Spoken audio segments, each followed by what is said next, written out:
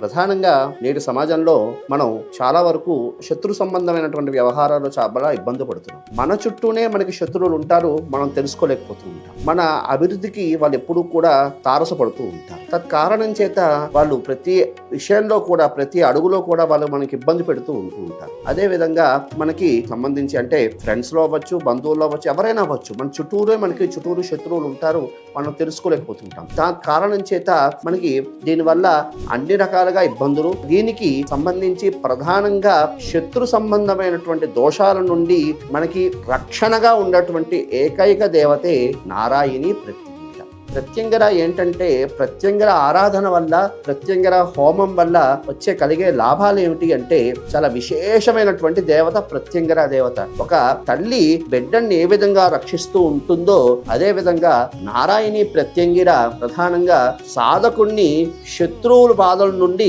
విముక్తుల్ని చేస్తుంది. ఎవరైనా శత్రువు మన మీద ఏడుస్తున్నాడు అని తెలిసే లోపల అమ్మవారు అవతల శత్రువుని ఇబ్బంది పెడుతూ శత్రువు సంబంధమైనటువంటి దోషాల నుండి విముక్తిని కలిగిస్తుంది. అది ప్రధానంగా నారాయణి ప్రత్యంగిర అమ్మవారికి ఉన్నటువంటి విశేషమైనటువంటి లక్షణం. నారాయణి ప్రత్యంగిర హోమనాన్ని విశేషమైనటువంటి అష్టద్రవ్యాలతో ఆ హోమం నిర్వహించడం జరుగుతున్నది.